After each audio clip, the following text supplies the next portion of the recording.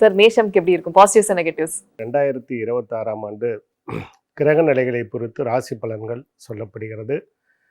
அந்த வகையிலே நம்ம நீண்ட கால கிரகங்களான குரு, சனி, ராகு, கேதுக்களை வைத்து தான் ஒவ்வொரு ராசிக்கும் பலன்களை சொல்கிறோம். அந்த வகையில் இந்த இடத்துல மேச ராசி பற்றி நான் சொல்கிறேன்.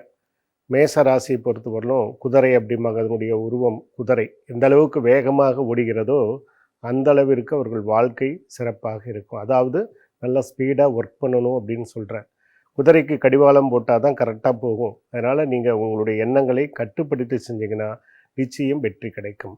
இதுவரையிலும் 12ஆம் இடத்தில் இருக்கக்கூடிய ஏழரை சனி உங்களுக்கு மிகுந்த கஷ்டங்களை கொடுத்திருக்கலாம். நிறைய விரய செலவுகளை இங்கே கொடுத்துருக்கலாம். மருத்துவமனை செலவுகளை கொடுத்துருக்கலாம். ஏதாவது வீடு கட்டியிருந்தீங்கன்னா, ஒருவேளை வீடு கட்டியிருந்தீங்கன்னா பிரச்சனை இல்லாமல் போகும். கல்வி செலவு அதிகமாகும். அந்த வகையில் 12ஆம் இடத்துல இருக்கிற சனியினால் ஒரு சில துன்பங்கள் கடந்த காலத்தில் வந்திருக்கும். இனி அது மாறுமா அப்படின்னா நிச்சயம் மாறும்.